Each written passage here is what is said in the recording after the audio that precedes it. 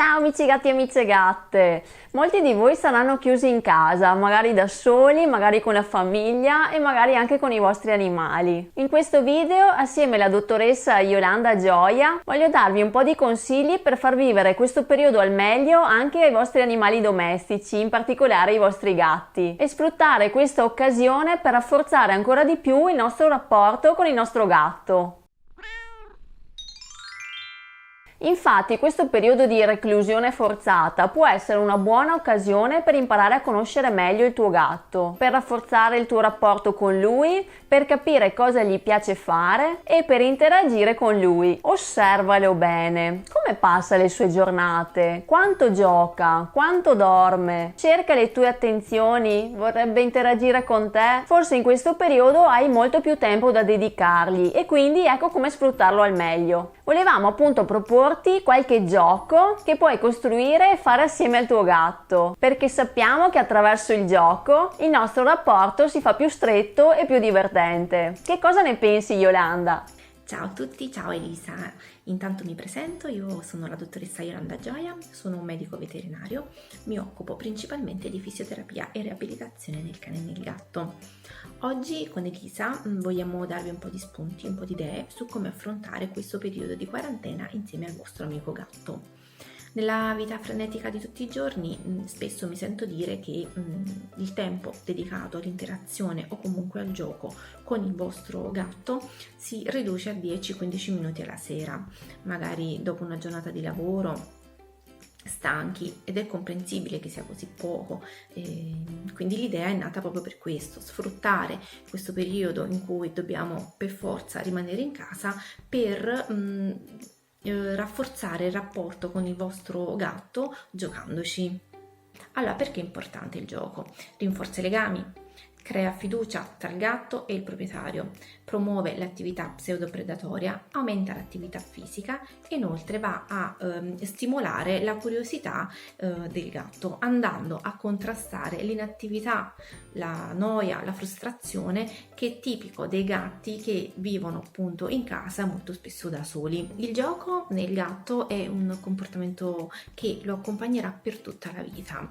Nel gattino, nel cucciolo, il gioco svolge un ruolo molto importante, infatti viene definito gioco sociale, perché appunto aiuta la socializzazione del gattino sia con i suoi simili che con l'uomo. Inoltre favorisce appunto la curiosità e aiuta nello sviluppo sia fisico, quindi muscoli, udito, tatto, vista, ma anche in quello psicologico, quindi consapevolezza anche del suo corpo nello spazio e dell'ambiente che lo circonda.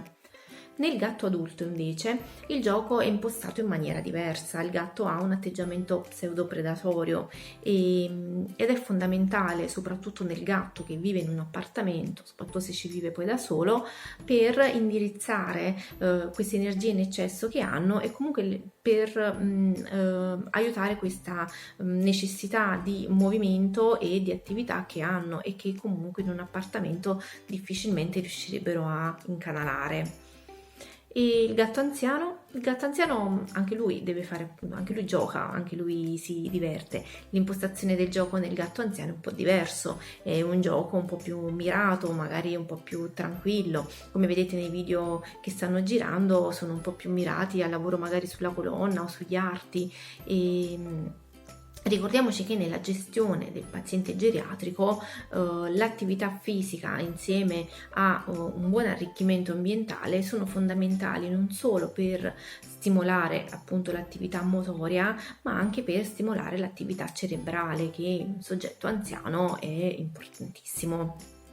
Quindi giochiamo, ricordiamoci di giocare con il nostro gatto e vedrete che oltre appunto a migliorare la sua qualità della vita, ne ricaverete anche un rapporto più solido tra di voi. Il mio consiglio è giocate con i vostri gatti, giocateci anche più volte al giorno. Il gatto dopo un po' si annoia e quindi non pensate di fare delle sessioni di gioco lunghissime, magari vanno un pochino alternate, quindi giocateci più volte. E oltre che per lui, fatelo anche per il vostro rapporto, vedrete che il legame tra di voi si consoliderà di più.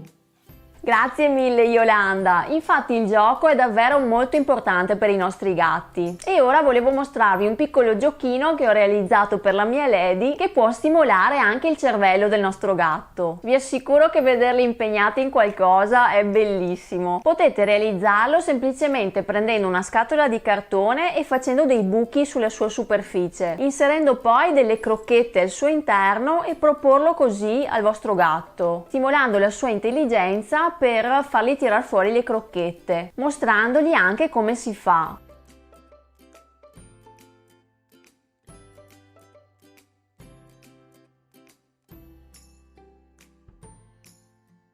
Una variante del gioco usando sempre una scatola può essere quella di muovere al suo interno una bacchettina inserita da uno dei fori e stimolare il gatto a prenderla.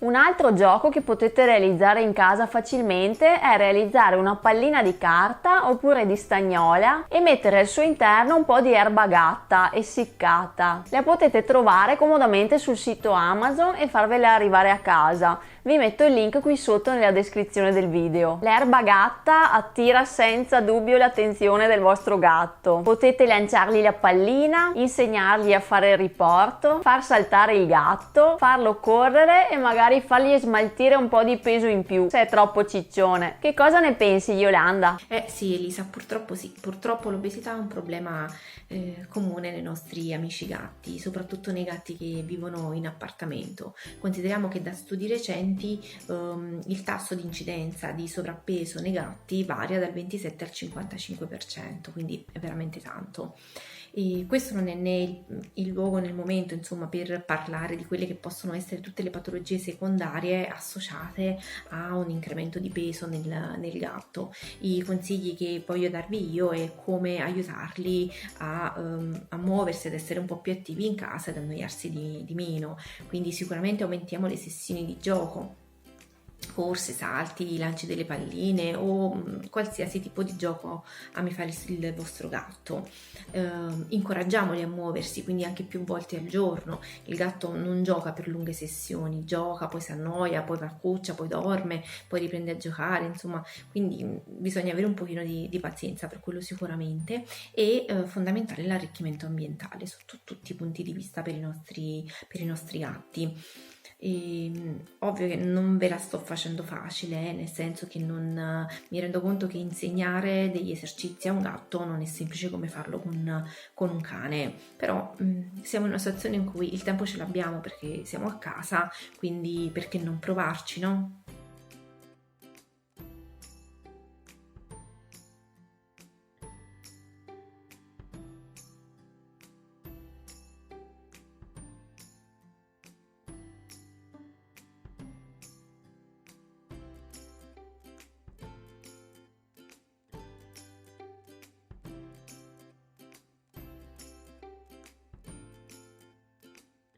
Sapete bene poi che il gatto è un predatore, quindi ama fare gli agguati alla preda, però in casa purtroppo non ha molte occasioni di vedere qualcosa che si muove. Potete quindi realizzare delle cannette con un filo attaccato, oppure attaccare a un filo, anche il filo da cucina, una pallina di stagnola che fa rumore ed è tutta bella luccicante e farla muovere vicino al gatto per poi nasconderla e giocare a una sorta di nascondino con il vostro gatto. Come vedete la Lady apprezza di più lo spago da cucina rispetto alla pallina di stagnola, ne va letteralmente matta. Infatti ogni gatto ha i suoi gusti anche in fatto di giochi ed è una bella scoperta cercare di capire che cosa lo attira, che cosa lo fa giocare di più e così via. Potete insegnare questo tipo di giochi anche ai vostri figli e insegnare loro il modo giusto per interagire con il gatto, con molta pazienza, senza rincorrerlo, stimolando il suo istinto predatorio ma senza mai forzarlo. E ricordate un aspetto molto importante della modalità di gioco del gatto: il gatto, se non è un cucciolo che gioca con tutto, si annoia molto in fretta, per cui non arrabbiatevi se il gatto non ricambia con molto interesse i vostri giochini. Quando vedete che il vostro gatto si annoia e magari si allontana, nascondete per un po' il giochino, anche per qualche giorno. Poi quando se ne sarà dimenticato provate a riproporglielo e vedrete che avrà così di nuovo interesse per quel giochino. Però valutiamo anche un altro altro aspetto di questa reclusione forzata.